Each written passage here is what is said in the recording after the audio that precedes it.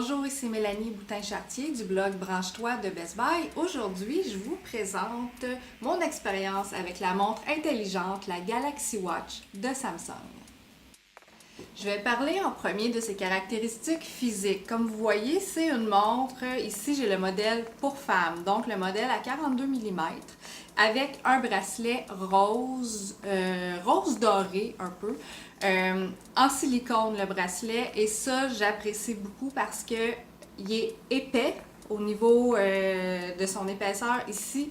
Et il vient en deux formats en fait. Ici le bracelet, ça c'est le modèle small, et dans l'emballage aussi on a un modèle plus large qui descend un petit peu plus bas. Donc dépendamment de la grosseur du bras que vous avez, il va être confortable pour n'importe qui. Le silicone aussi fait en sorte qu'il est vraiment très doux quand on le porte. Donc j'avais aucun inconfort, ça ne m'a jamais piqué, ça a toujours été hyper confortable. En fait, tout le poids réside ici sur le centre de la montre, sur le cadran. La montre pèse 49 grammes. Ce qui est quand même surprenant, moi qui n'ai pas habituée de porter une montre. J'avoue que les premières journées, j'ai été un petit peu surprise par son poids, mais je me suis quand même habituée très vite. Je l'ai portée pendant les 2 dernières semaines, tous les jours pour aller travailler.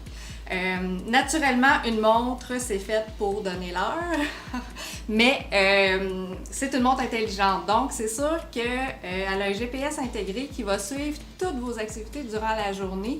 Moi, je m'en suis beaucoup servi parce que je marche pour aller travailler. Donc, j'avais mon calculateur de pas. J'avais même, ça calculait aussi les étages que je gravissais durant la journée. Donc, je descends pour aller au métro, je remonte vers la surface, je monte au bureau, je redescends.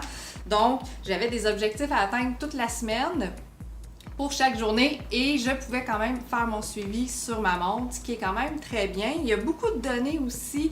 On dirait que Samsung axe aussi sur la remise en forme pour ses montres intelligentes, mais aussi essayer de suivre aussi notre niveau de santé.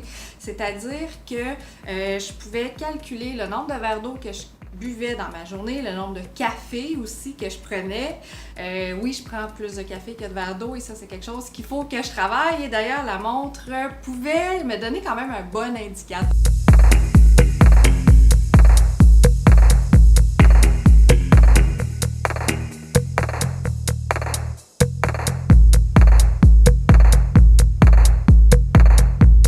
À même la montre, ici, vous pouvez aller dans les paramètres. Je vais essayer de voir si on peut le mettre plus clair.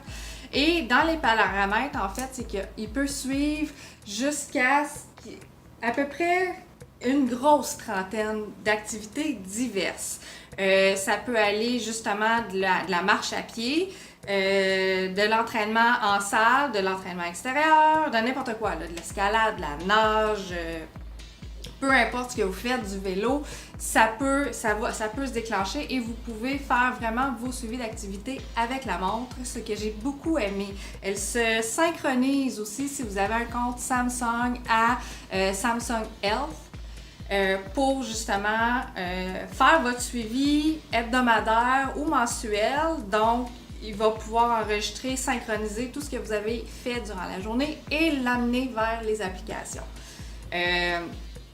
Ce que j'ai beaucoup apprécié aussi, c'est tout le volet personnalisable. Donc ici, la montre, quand on l'active la première fois, elle a son beau petit cadran rose qui va avec l'ensemble de la montre. Mais on peut le changer et on peut le changer très facilement ici en appuyant dessus. Et on peut naviguer ici pour essayer de sélectionner un nouveau cadran. Donc, on peut décider, puis là, si par exemple on y va parce que c'est Samsung et le nouveau téléphone vient de sortir, on peut avoir un cadran avec le fond d'écran de Samsung Galaxy aussi. Fait que ça, le Galaxy Note, fait que ça, c'est très bien. Donc, vous pouvez changer tous les jours. Moi, je m'amusais, donc chaque jour, j'arrivais, je sortais, je choisissais mon cadran et j'avais l'impression d'avoir une nouvelle montre chaque jour. Et ça aussi, c'est vraiment mon petit côté fille qui fait que ma montre va s'agencer à toutes les activités que je fais dans la journée. Donc, pour travailler, j'ai besoin d'avoir quelque chose de plus conventionnel. Si je vais dans un 5 à 7, je peux avoir quelque chose de plus chic. Si je veux m'entraîner, en m'entraînant, là, ce qui est facile, c'est que je vais chercher ici un fond d'écran qui va aller chercher toutes mes données. Donc, je peux avoir mes exercices, je peux suivre, là j'avais mon calculateur de pas, je suis rendue à 5600 pour aujourd'hui, c'est quand même très bon sur un objectif de 6000. Donc, c'est tout personnalisable. Donc, je peux avoir d'un seul œil, du premier œil, tout ce que j'ai besoin pour quelqu'un qui veut s'entraîner. La montre a aussi ici en arrière un capteur. Ce capteur-là, qui est appuyé sur votre poignet, fait aussi qu'il va calculer votre rythme cardiaque. Donc ça, c'est pour les entraînements cardio, ça peut être très pratique pour savoir si, quand vous courez par exemple, pour être sûr que vous n'allez pas vous essouffler puis tomber d'épuisement par terre, bien, vous pouvez au moins savoir ce que vous faites. Il y a aussi, moi quand mon cardio est un petit peu trop haut, il me suggérait un petit peu de relaxation. Donc, il voulait que je prenne des grandes respirations pour essayer de me calmer un peu, surtout quand j'étais trop stressée.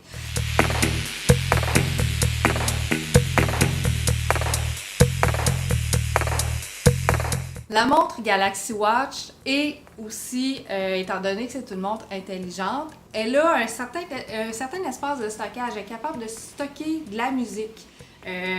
Moi, je l'ai branché par Bluetooth sur mon téléphone intelligent, donc j'avais accès aux chansons de mon téléphone.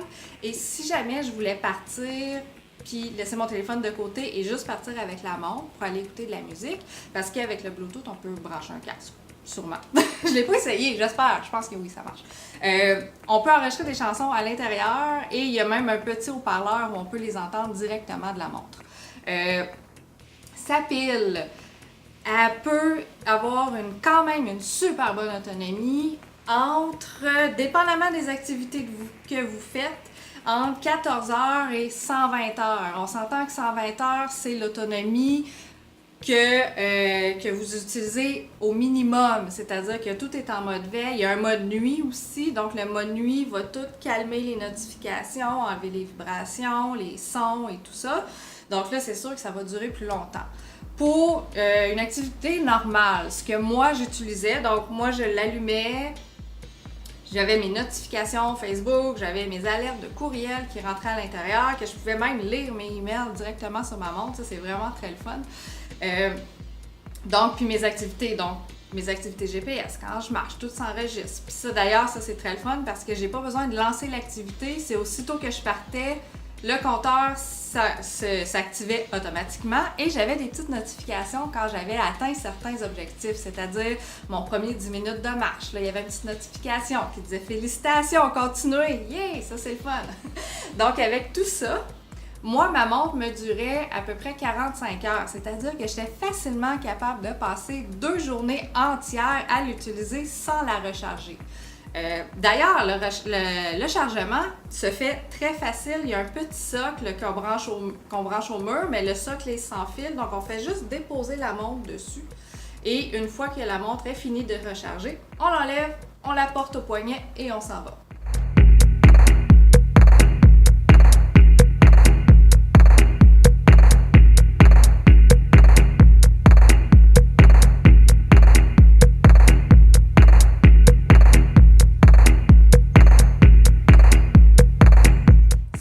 En train de magasiner une montre et que vous cherchez une montre intelligente, je vous conseille fortement de jeter un œil sur la nouvelle Galaxy Watch de Samsung. Pour moi, ça a été un beau coup de cœur. Si vous voulez avoir encore plus de détails, je vous suggère de lire mon article complet sur le blog Branche-toi de Best Buy et je vous dis à la prochaine.